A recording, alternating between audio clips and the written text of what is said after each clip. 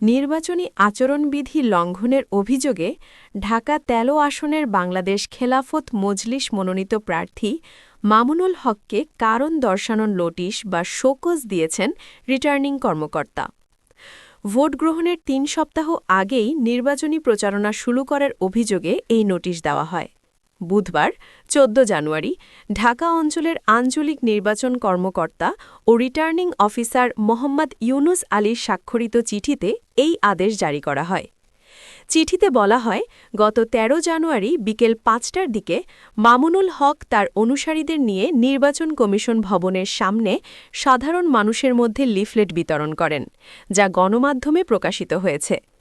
আগামী ১২ ফেব্রুয়ারি ভোট গ্রহণ অনুষ্ঠিত হওয়ার কথা থাকলেও নির্ধারিত সময়ের আগেই প্রচারণা চালানো হয়েছে, যা সংসদ নির্বাচনে রাজনৈতিক দল ও প্রার্থীর আচরণবিধি লঙ্ঘনের শামিল। এ বিষয়ে কেন তার বিরুদ্ধে আইনানুগ ব্যবস্থা নেওয়া হবে না, সে বিষয়ে আগামী ১৭ জানুয়ারি বিকেল ৫টার মধ্যে লিখিত জবাব দিতে নির্দেশ দেওয়া হয়েছে। রিটার্নিং কর্মকর্তা জানান, সুষ্ঠু ও